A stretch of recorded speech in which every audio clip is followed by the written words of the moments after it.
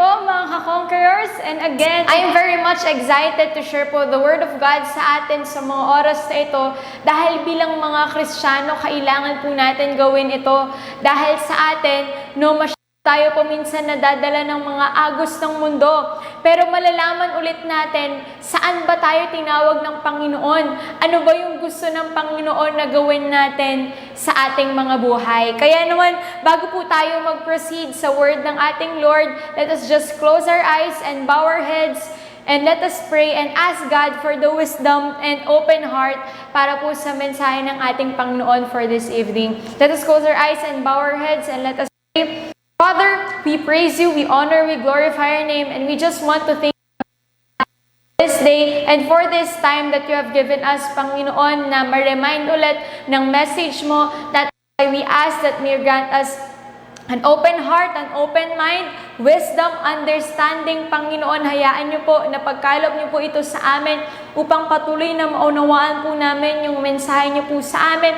Hindi lang maunawaan, makita po ito sa buhay ng bawat isa po sa amin, Panginoon. Maraming salamat, Lord, and I am also praying for protection sa kung nasa man, Panginoon, yung kapatiran ko po sa mga oras ito na nanonood po ng live streaming na ito, Panginoon. Maraming salamat, O Diyos. Purihin ka po magpakailanman. Wala po aming panalangin sa pangalan ni Jesus. Amen and amen. So, bago po tayo proceed sa pinaka-topic natin, tayo bilang mga Kristiyano, lalo na kapag tayo ay nasa labas ng church, diba dyan na talaga yung sa nagkakasubuan kapag tayo ay nasa trabaho, nasa bahay, nasa eskwelahan, dyan na talaga patatagan tayo bilang mga Kristiyano kasi nandyan na yung mga temptasyon ng mundo, nandyan na yung mga iba't ibang pamaraan na ginagawa ng kaaway para talaga mahatak tayo sa pananampalataya natin sa Panginoon. But this evening, the Lord is going to remind us paano ba talaga dapat mamuhay ang isang Kristiyano. Nasa loob ka man ng simbahan ng Panginoon, higit sa lahat kung nasa labas ka ng simbahan ng Panginoon. Kasi tayo bilang mga Kristiyano, nature natin na kapag nasa church, talagang ibang anyo tayo. Kapag nakikita tayo ni leader, kapag nakikita tayo ni pastor or ni pastora, talagang akala mo kung sino anghel na bumaba sa langit ay iba. Kidding aside, di ba? Kapag nasa church tayo, ang daling mamuhay bilang mga Kristiyano kasi yung kasamahan natin, mga Kristiyano din at mga mananampalataya ng Panginoon. Pero paano kapag tayo ay nasa work na, nasa school na, nasa tahanan na, at kasama natin yung mga hindi mananampalataya ng Panginoon?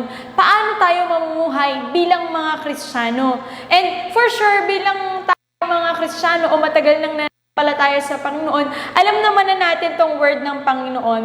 But this evening, the Lord is going to remind us, gusto ng Panginoon na maging matatag tayo sa kung saan niya tayo tinayo. Gusto ng Panginoon maging matatag tayo sa kung saan niya tinawag bilang mga Kristiyano. Kaya yung title po ng message natin is Living a Life Pleasing. Yan. So maganda ngayon, bago tayo mag-proceed sa word ng Panginoon, medyo mag-reflect muna tayo ng buhay natin na kung talaga bang namumuhay tayo ng pleasing sa Panginoon. Kasi dito tayo nagkakatalo bilang mga Kristiyano, ang daling sabihin na, Christian ako, ang daling sabihin na, I love you, Lord. Pero ang tanong, nakikita ba yan sa pamumuhay ng bawat isa sa atin? So let us just reflect right now and ask God, Lord, ano yung mga bagay na nakita mong hindi ka aya-aya sa akin? No, maging naisin natin sa mga oras na ito as we listen to the Word of God na magkaroon talaga tayo ng buhay ng naaayon sa will ng Panginoon. Magkaroon talaga tayo ng buhay ng naaayon sa naisin sa atin ng ating Panginoon.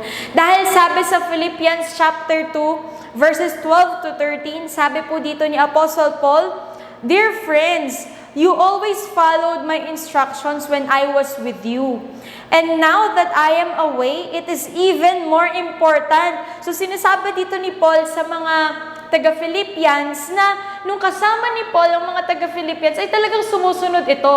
Pero ngayon na dahil si Paul, alam natin may mga iba't iba siyang ministry na pinupunta ang iba't ibang lugar, sinasabi dito ni Paul na mas kailangan yung sundin ito habang wala ako dyan. Sabi dito, work hard to show the results of your salvation, obeying God with deep reverence and fear, for God is working in you giving you the desire and the power to do what pleases Him. So, ito po ay mensahe ng Panginoon sa mga taga-Philippians. But, gusto ng Lord sa atin na maging reminder, maging message din ito para sa atin kung paano ba tayo mamumuhay ng pleasing sa Panginoon. Kung paano ba tayo mabubuhay ng makapagbigay tayo ng kaluguran sa Panginoon. Kasi one of the deception na ginagawa sa atin ng kaaway ay yung pride natin. At kapag nandyan na yung pride sa puso natin, lahat ng ginagawa natin ay ginagawa na lang natin para sa sarili natin. Ginagawa na lang natin para mapuluguran tayo ng mga tao. We're just doing just to please other people. Pero hindi kasi yun yung gusto ng Panginoon sa atin. Ang gusto sa atin ng Panginoon ay mamuhay tayo ng pleasing sa Kanya. Kasi doon tayo nilikha ng ating Panginoon. So, as we go through po sa point natin, ang question na sasagutin natin is, why do we need to live a life pleasing to God? I-remind sa atin ng Panginoon kung bakit ba talaga natin kailangan mamuhay ng pleasing sa Panginoon. Kasi sa ating bilang mga tao, ang daling gawin ng isang bagay. Pero paminsan yung how natin or paano natin gawin ang isang bagay ay nagkakatuluyan sa kung bakit natin ginagawa. For us to be motivated to do such things in our life, we should know why we are doing these things. Kaya, ang re-remind sa atin ng Panginoon, bakit natin kailangan mamuhay ng pleasing sa Panginoon para sunod nating malaman kung paano tayo mamumuhay ng pleasing sa Panginoon. So, for our first point, why do we need to live a life pleasing to God is for us to proclaim. So, type nyo nga po dyan, proclaim.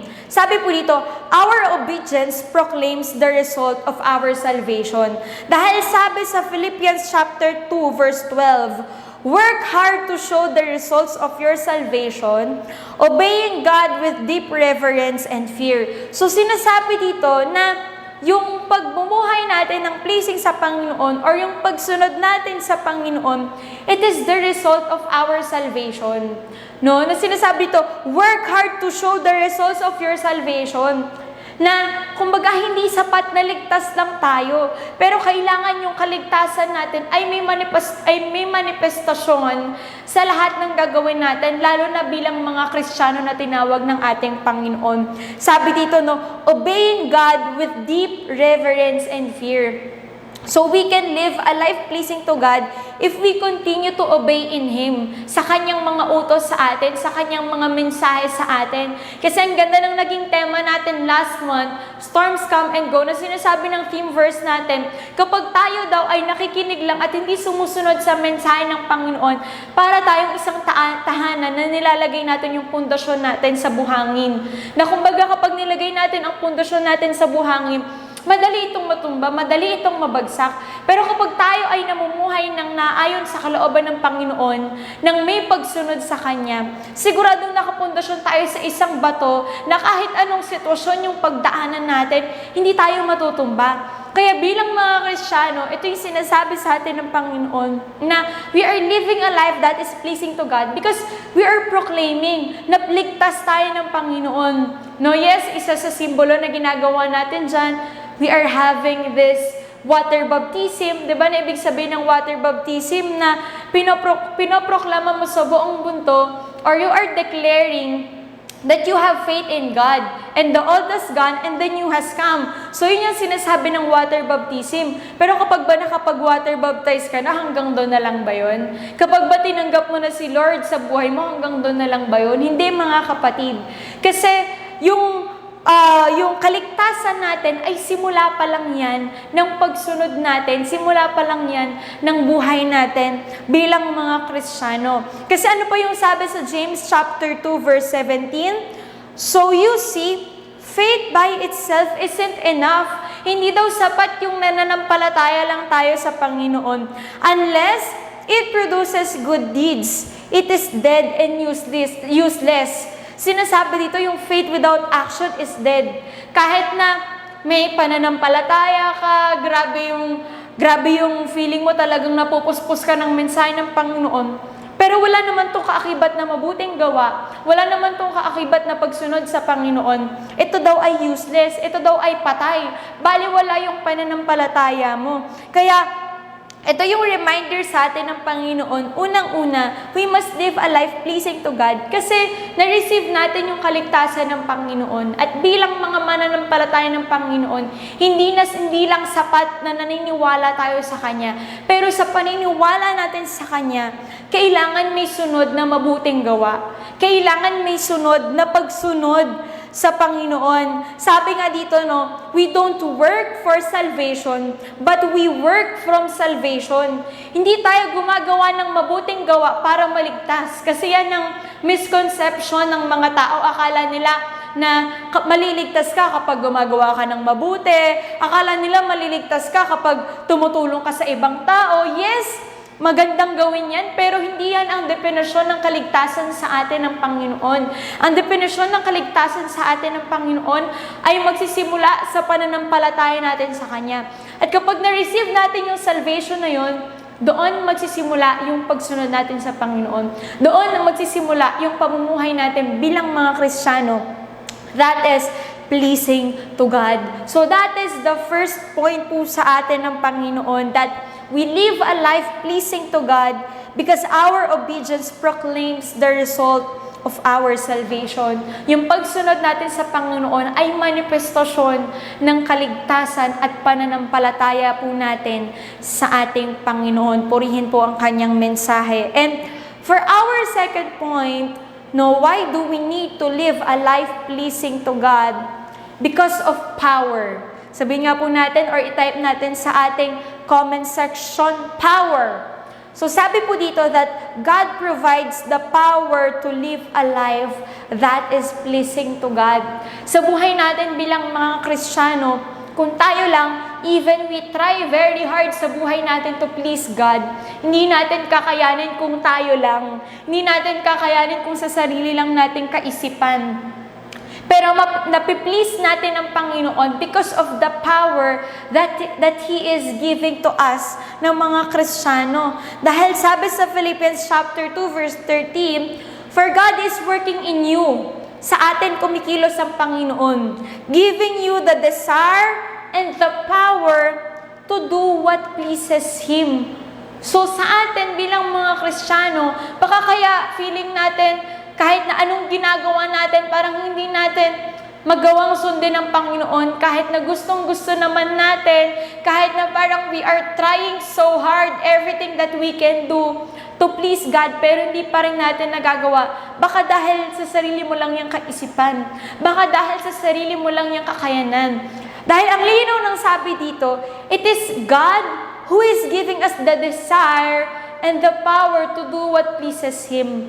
So kung tayo lang sa sarili natin, hindi natin kaya. But it is God alone who can give us the desire and the power to please God.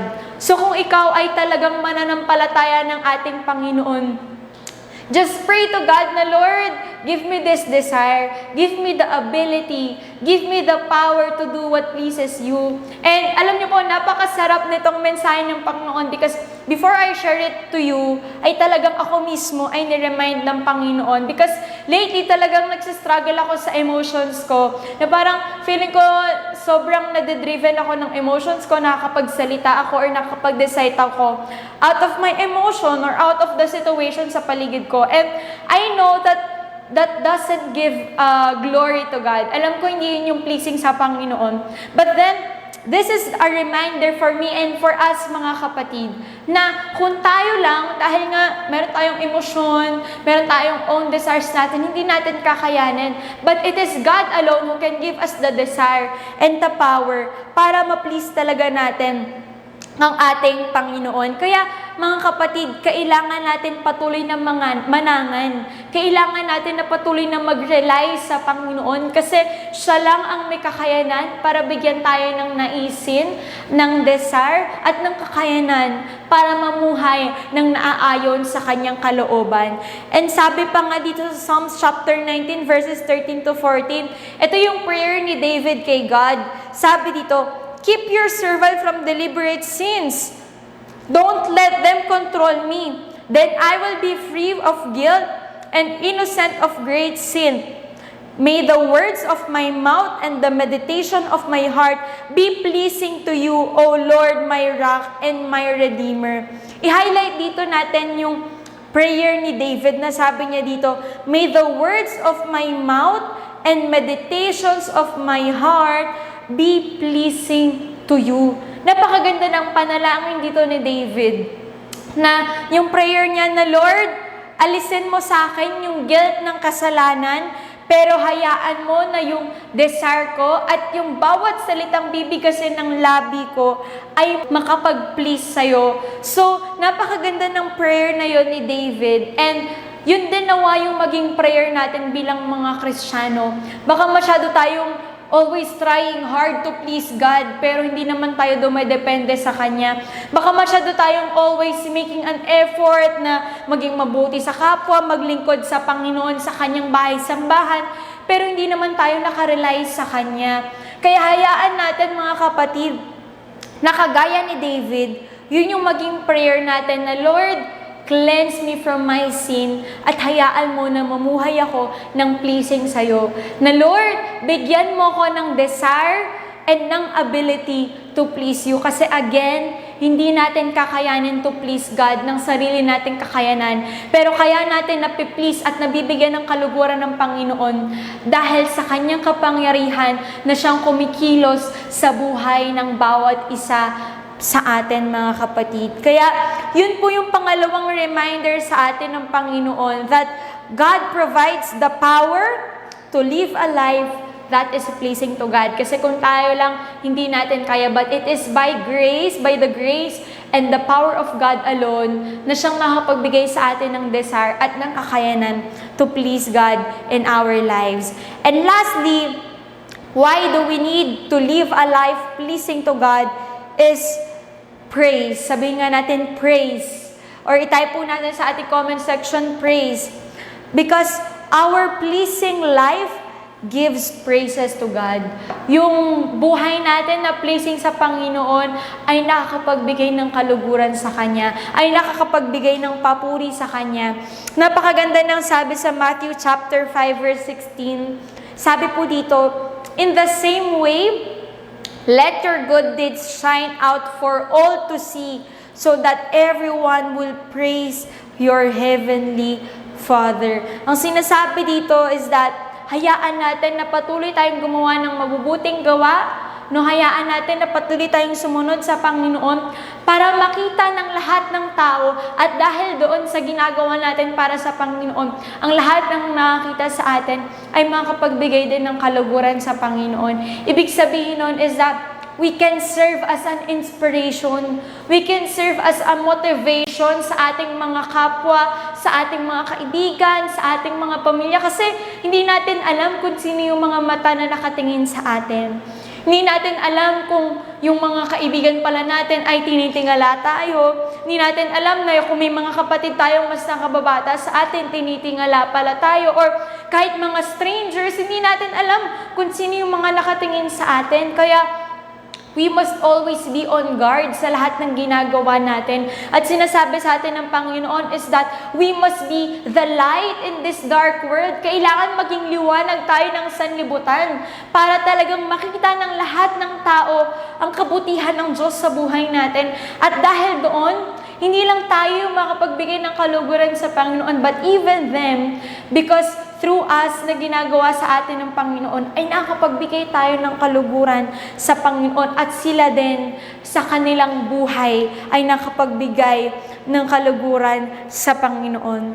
And sabi nga sa Psalms chapter 115 verse 1, this is also a Psalm of David. Sabi dito, ganda ng prayer ni David dito, "Not to us, O Lord, not to us, but to your name goes all the glory for your unfailing love and faithfulness." Yun yung maganda ding maging prayer natin sa Lord.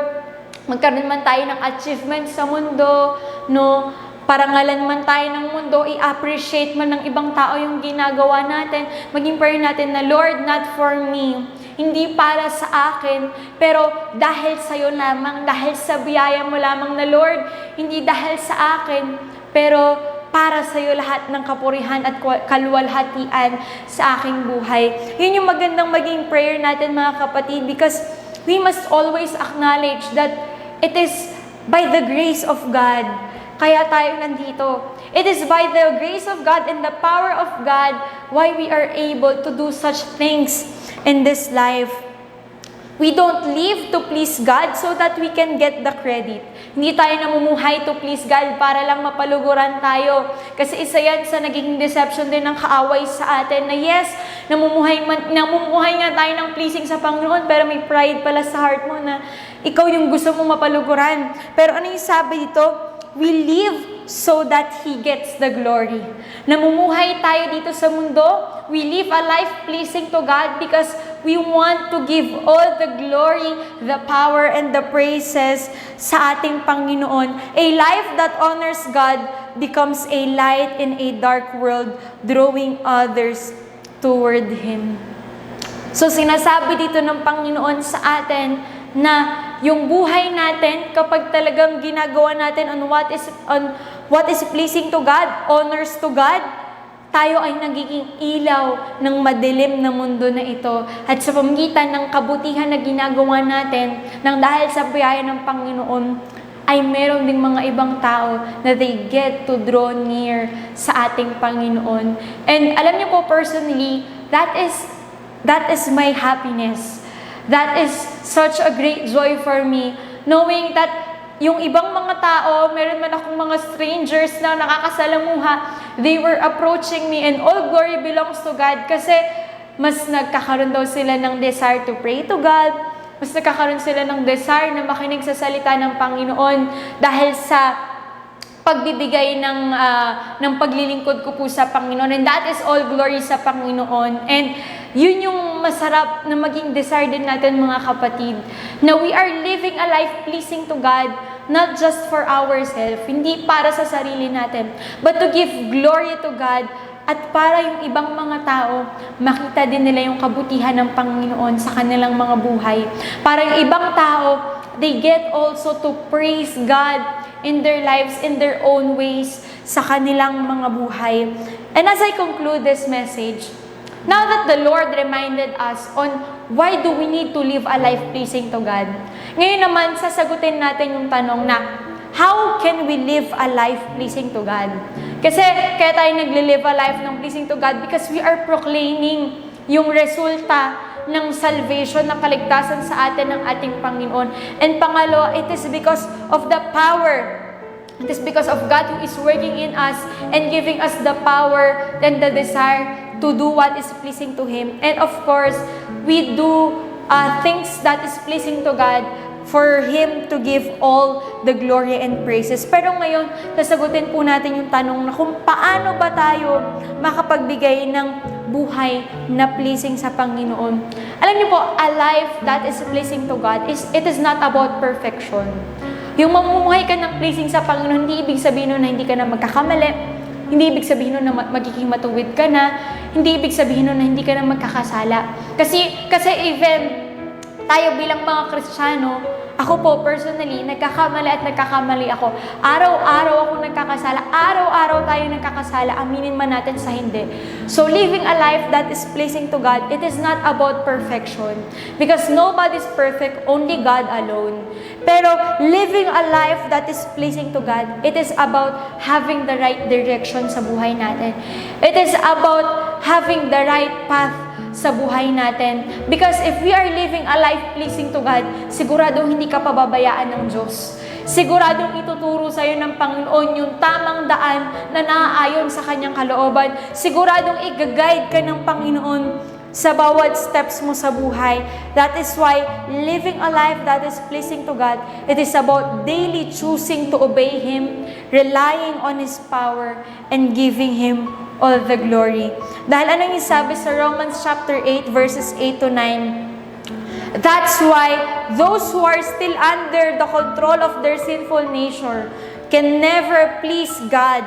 But you are not controlled by your sinful nature. You are controlled by the Spirit if you had the Spirit of God living in you. And remember that those who do not have the Spirit of Christ living in them do not belong to Him at all. So ang sinasabi sa atin ng Panginoon, for us to live a life that is pleasing to God, kailangan natin mamuhay ng Spirit-led life. Ibig sabihin, kailangan nating mamuhay na yung Espiritu ng Diyos, yung siyang namumuhay sa atin. Kasi dalawa lang naman yung pamimilian natin eh. Yung sinful nature natin o yung Espiritu ng Diyos na siyang kikilos sa buhay ng bawat isa sa atin. Kaya, yun yung magandang maging prayer natin sa Lord, na kung ikaw itong namumuhay pa sa kasalanan, baka wala pa sa'yo ang Espiritu ng Diyos. Kaya kailangan mong talagang lumapit sa Panginoon, manalangin sa Kanya, and just ask God na, Lord, let your Spirit move in my life para talagang mamuhay ako ng pleasing sa'yo at magkaroon ako ng tamang direksyon sa buhay. And that is the message ng Panginoon sa atin mga kapatid. Don't let your sinful nature take full control of your life. But let the Holy Spirit, let the Spirit of God guide you.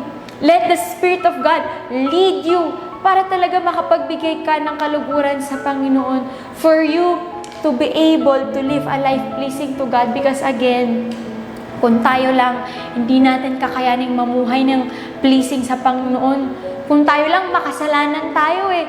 But it is because of His grace alone and His power and by His Spirit alone, we can live a life that is pleasing to God. Kaya kung ikaw itong kapatid, hindi aksidente na ikaw ngayon ay yung nanonood ng live streaming na ito, baka masyado ka pang nagsiswimming sa kasalanan, baka masyado ka pang nag-e-enjoy sa kasalanan, but the Lord is calling you right now to live a life that is pleasing to God. The Lord is calling you right now to live a life that is the Spirit who is leading you, who is guiding you and directing you to the right path that is according to the will of God. Kung gusto mong mamuhay ng naaayon sa kalooban ng Diyos, kung gusto mong mamuhay ng pleasing sa Panginoon, let the Holy Spirit lead you. Let the Holy Spirit guide you. Talikuran mo na yung kasalanan mo. Huwag mo nang hayaan na makulong ka ng sinful nature mo. But be free in Jesus' name. Have this freedom in God because where the Spirit of the Lord is, there is freedom. Kung nasa'yo ang Espiritu ng Diyos, sigurado ang kalayaan sa kasalanan ay ibibigay sa'yo ng Panginoon. Kaya right now, let us just pray to God.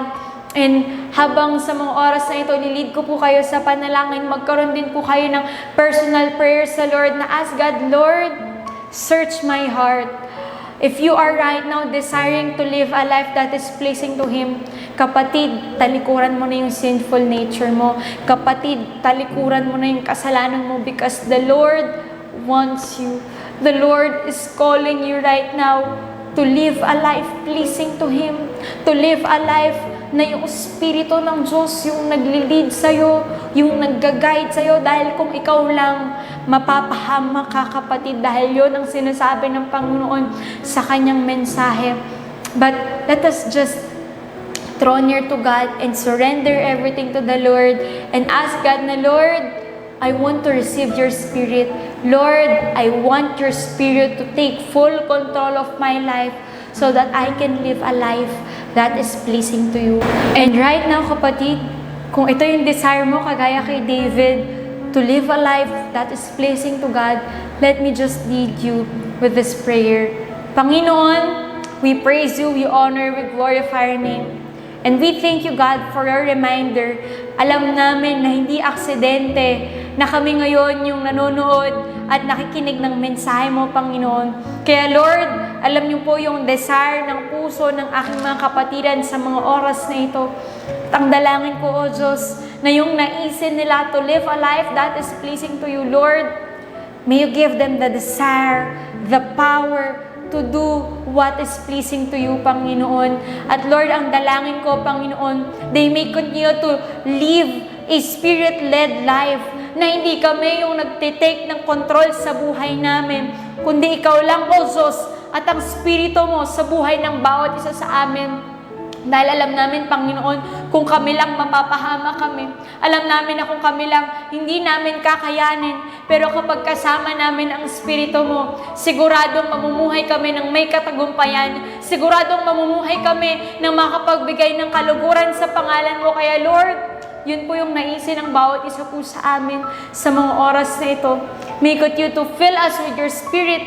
Anoint us sa lahat ng gagawin po namin, so that we may be a blessing to other people, and most especially, we may be able to bless your name, na hindi lang po sa amin makita ang mabuti mong gawa, pero maging aluluran kami ng pagpapala mo, maging instrumento kami na pati ang ibang mga tao na makakita sa amin, makakasalamuha po namin, ay makapagbigay din ng kaluguran sa pangalan mo.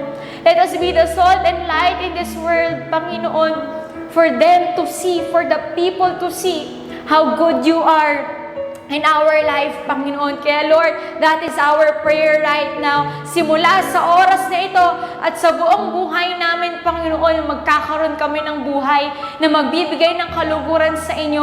At anumang gawa ng kaaway, mga kasalanan na nakakulong po sa amin sa mga oras na ito, we speak freedom. We speak healing, Panginoon. In Jesus' name, we speak restoration sa pangalan mo, Panginoon, na walang anumang gawa ng kaaway ang makapagbilanggo sa amin, Panginoon. Pero makakalaya kami at makakapamuhay kami ng buhay na naisin mo. Makakapamuhay kami ng buhay na inhanda niyo po para po sa amin.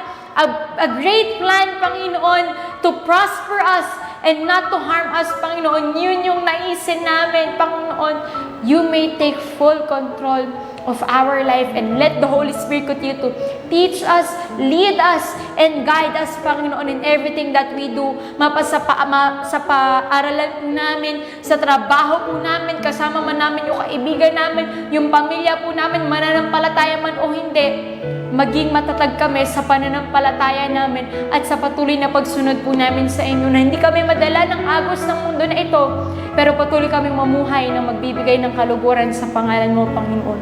Maraming salamat, Panginoon, because we believe the best is yet to come, at hindi ka po tapos sa buhay ng bawat isa po sa amin, pero nagsisimula ka pa lang, Panginoon. That is why we are very much excited on the things that you are going to do in our life, Panginoon. Kaya maraming salamat, Panginoon. Patuloy po namin pinagkakatiwala po sa inyo ang lahat ng ito sa matamis na pangalan ni Jesus. Amen and amen. So, God bless po mga kapatid. I hope that we are all reminded and encouraged po by the Word of God. So, God bless us all po and have a great night ahead po sa bawat isa.